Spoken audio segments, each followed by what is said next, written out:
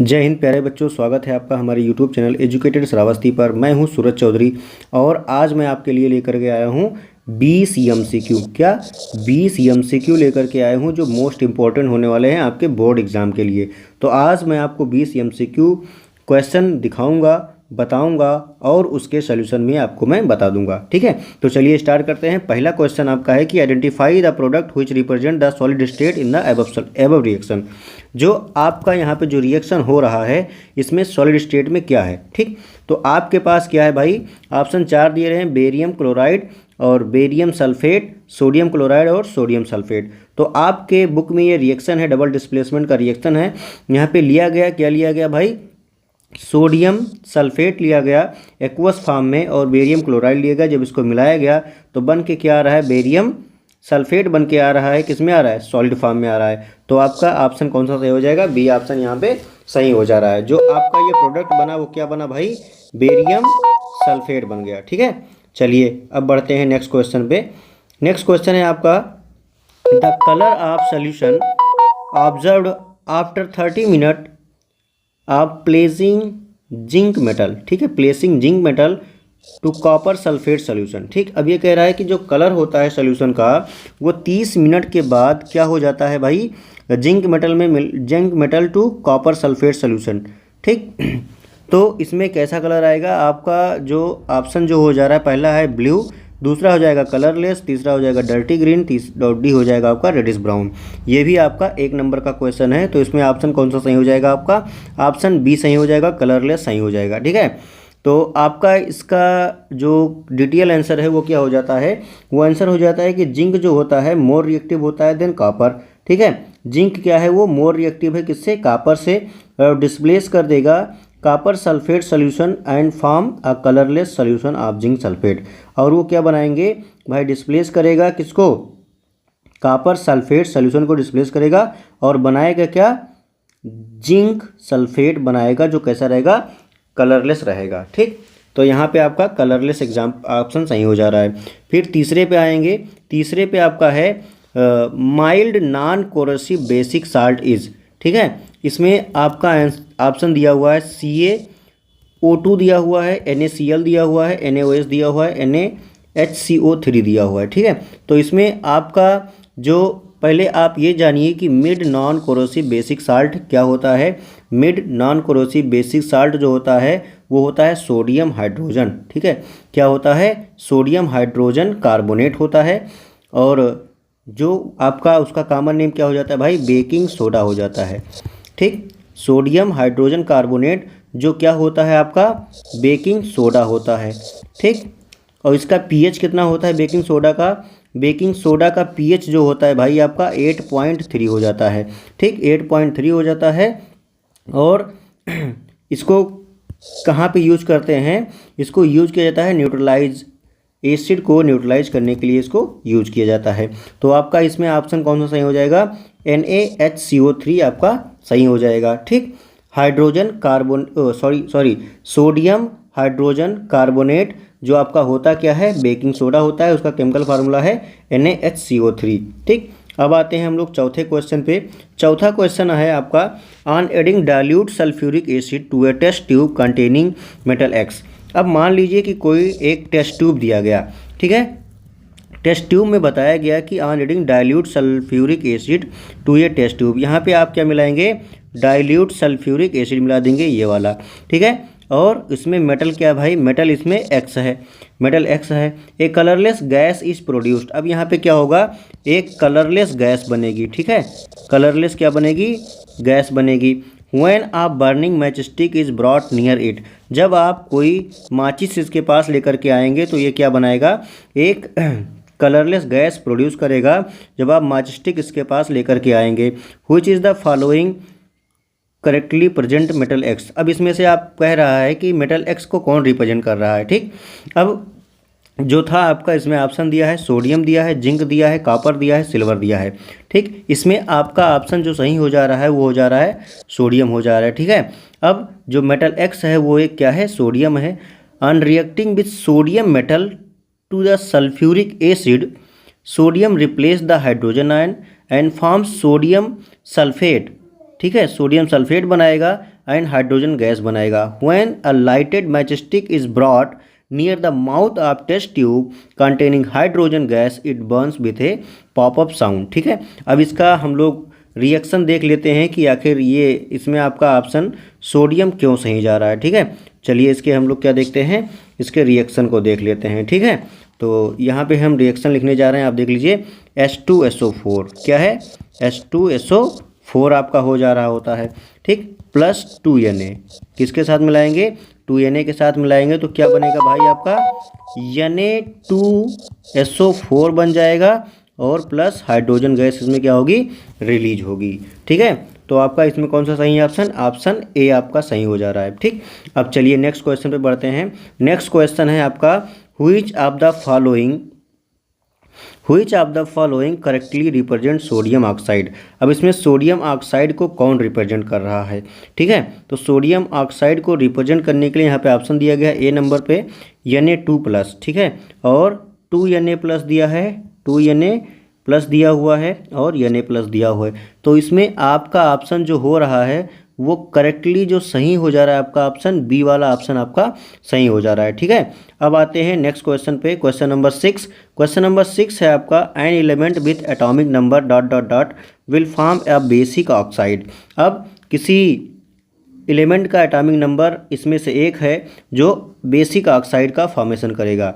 ठीक है, तो इसमें आपका ऑप्शन कौन सा सही हो जाएगा भाई, इसमें देखिए ए ऑप्शन में दिया हुआ है 725, 17287 और 14284 और डी में दिया हुआ है 11281। ठीक, तो इसमें आपका ऑप्शन डी वाला एकदम सही जा रहा है, डी वाला ऑप्शन आपका एकदम सही जाएगा। अब आते हैं 7 नंबर के क्वेश्चन पे।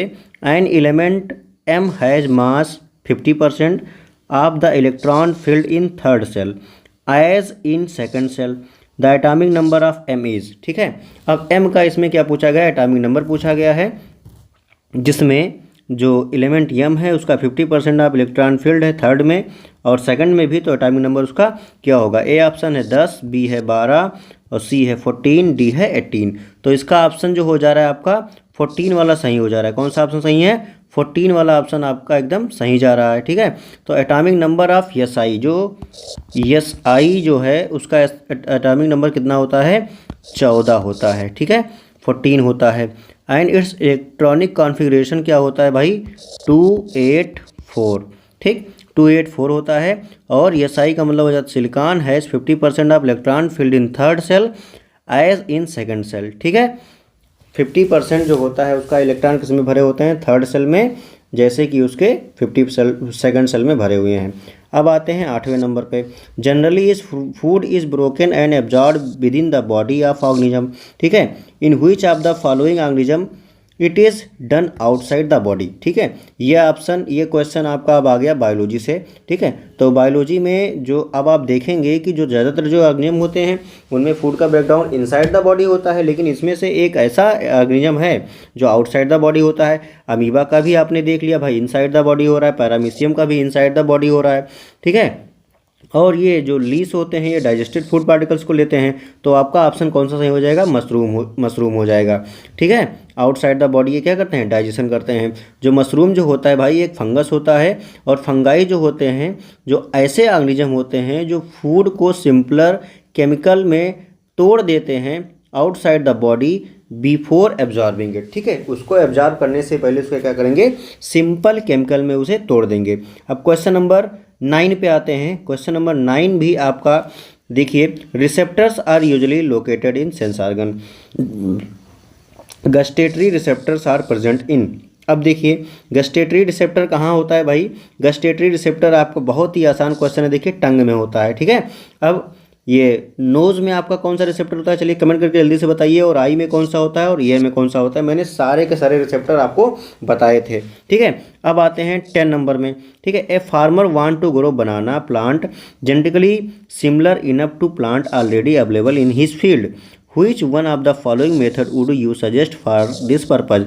अब एक किसान है जो बनाना के पौधों को जेनेटिकली अपने जो पहले से ऑलरेडी जो प्रेजेंट हैं फील्ड में उन्हीं के जैसे बनाना के पौधों को वो लगाना चाहता है, तो आप इसमें से कौन सा एक मेथड आप कहेंगे कि आप इस मेथड को अपनाइए कि आपके जैसे पहले पौधे थे वैसे ही पौधे उसमें लग जाएं। रीजनरेशन कहेंगे आप, या बडिंग कहेंगे, या वेजिटेटिव प्रोपेगेशन कहेंगे, या सेक्सुअल रिप्रोडक्शन कहेंगे आप। ठीक है, तो इसमें से आपका ऑप्शन हो जाएगा भाई सी वाला सही हो जाएगा, वेजिटेटिव प्रोपेगेशन। तो फार्मर्स क्या कर सकते हैं, farmers can cultivate banana crop bye vegetative propagation. It is asexual mode of reproduction. आप जानते हैं ये क्या है, एसेक्सुअल मोड ऑफ रिप्रोडक्शन है। It is done by propagating of rhizome of banana. ठीक है, बनाना के क्या लगाएंगे भाई, राइजोम लगाएंगे। ठीक है, बनाना का क्या लगाएंगे, राइजोम लगाएंगे, राइजोम ऑफ बनाना। ठीक, the rhizome has the ability to give rise the new banana plant. जो राइजोम होता है बनाना का, उसके पास एबिलिटी होती है कि नए प्लांट को वो बना सकेगा। ठीक, अब आपका आ जा रहा है भाई दूसरा क्वेश्चन आ जा रहा है, height of A plant is regulated by. ये देखिए कितना अच्छा क्वेश्चन है कि height of A plant is regulated by. आपने ग्रोथ हार्मोन्स पढ़ा था, आपने पढ़ा कि प्लांट में जो हार्मोन्स होते हैं कितने हार्मोन्स होते हैं। ठीक है, अब पहला है DNA which is directly influenced by growth hormones, genes which regulated या regulate the protein directly, C growth hormones under the influence of enzyme coded by a gene, और डी है आपका growth hormones directly under the influence a gene. ठीक है, तो इसमें से आपका ऑप्शन कौन सा सही जाएगा, सी वाला ऑप्शन सही जाएगा। ठीक है, तो growth hormones under the influence of enzyme coded by a gene. ठीक है, तो ग्रोथ हार्मोन्स क्या करते हैं, रेगुलेट करते हैं प्लांट में क्या, ग्रोथ को। ठीक है, अब नेक्स्ट क्वेश्चन आपका आ रहा है 12 नंबर का, I sportsman after a long break of his routine exercise suffered muscular cramp during a heavy exercise, reason this happen due to. अब आप मान लीजिए एक स्पोर्ट्समैन हैं, आपने एक long break of his routine exercise, आप लगातार एक्सरसाइज कर रहे हैं, उसके बाद आपने एक ब्रेक लिया, फिर आपको हो गया मस्कुलर क्रैम्प। ठीक है, मस्कुलर क्रैम्प हो गया, तो ये क्यों हो जा रहा है, इसका आंसर आपको बताना है। ठीक, lack of carbon dioxide and formation of pyruvate, pyruvate का फॉर्मेशन होगा, नहीं होगा। Presence of oxygen and formation of ethanol, नहीं होगा। Lack of oxygen and formation of lactic acid, क्योंकि आपने पढ़ा है कि एनाएरोबिक जब रेस्पिरेशन होता है तो आपकी मसल्स में क्या करती हैं, 2 ATP का फॉर्मेशन करती हैं, साथ ही साथ लैक्टिक एसिड का फॉर्मेशन कर देती हैं, जिससे मसल्स क्या हो जाती हैं, क्रैम्प हो जाती हैं। अब आते हैं क्वेश्चन नंबर 13 पे। क्वेश्चन नंबर 13 है भाई, क्वेश्चन नंबर 13 आपका क्या कह रहा है, क्वेश्चन नंबर 13 कह रहा है कि an object is placed in the front of concave mirror, it image is formed. ये आपका फिजिक्स का क्वेश्चन आ गया। ठीक है, देखिए इसमें आपका बताया गया क्वेश्चन कि एक ऐसा ऑब्जेक्ट है जो कॉनकेव मिरर के सामने रख दिया गया। ठीक है, तो उसका इमेज कैसा बनेगा। ठीक, कॉनकेव मिरर आपका ऐसा होता है, तो कॉनकेव मिरर के सामने क्या किया गया, एक ऑब्जेक्ट को रख दिया गया, तो आपको बताना है कि वो फिगर कैसा बनेगा, ये आपका ऑब्जेक्ट हो जाएगा। ठीक है, अब देखिए भाई इसमें ऑप्शन आपका कौन सा सही जा रहा है, ऑप्शन इसमें आपका सही जाएगा ए है, at the distance equal to the object distance in the front of the mirror, या फिर at twice of distance of the object in front of the mirror. इसमें आपका ऑप्शन डी वाला सही जाएगा, बिहाइंड द मिरर। ठीक है, कहाँ बनेगा, मिरर के पीछे बनेगा, कहाँ पे, यहाँ पे बनेगा इमेज। ठीक है, मिरर के पीछे क्या बनेगा, इमेज बनेगा। 14 नंबर का क्वेश्चन है, when a light इंटर्स the atmosphere it strikes on extremely fine particles which defect by ray of light in all possible direction, this is due to। अब ये क्वेश्चन कह रहा है कि कोई लाइट जब आपके एटमॉस्फेयर में एंटर करती है तो स्ट्राइक करती है फाइन पार्टिकल्स पे, वो which deflect the rays, जो रेज को क्या कर रहे हैं, डिफ्लेक्ट कर दे रहे हैं of light in all possible direction, जितनी डायरेक्शंस होती हैं, जितनी डायरेक्शन पॉसिबल है, सब दिशाओं में वो क्या करेंगे, लाइट को डिफ्लेक्ट कर देंगे। ठीक है, अब इसमें से कौन सा ऑप्शन सही हो जा रहा है आपका। ठीक है, 14 नंबर में देखिए उसको क्या कहेंगे, रिफ्लेक्शन ऑफ लाइट कहेंगे, एटमॉस्फेरिक रिफ्लेक्शन कहेंगे, या स्कैटरिंग ऑफ लाइट कहेंगे, या डिस्पर्सन ऑफ लाइट कहेंगे। भैया बहुत सा आसान क्वेश्चन है, इसमें स्कैटरिंग ऑफ लाइट आपका हो जाएगा।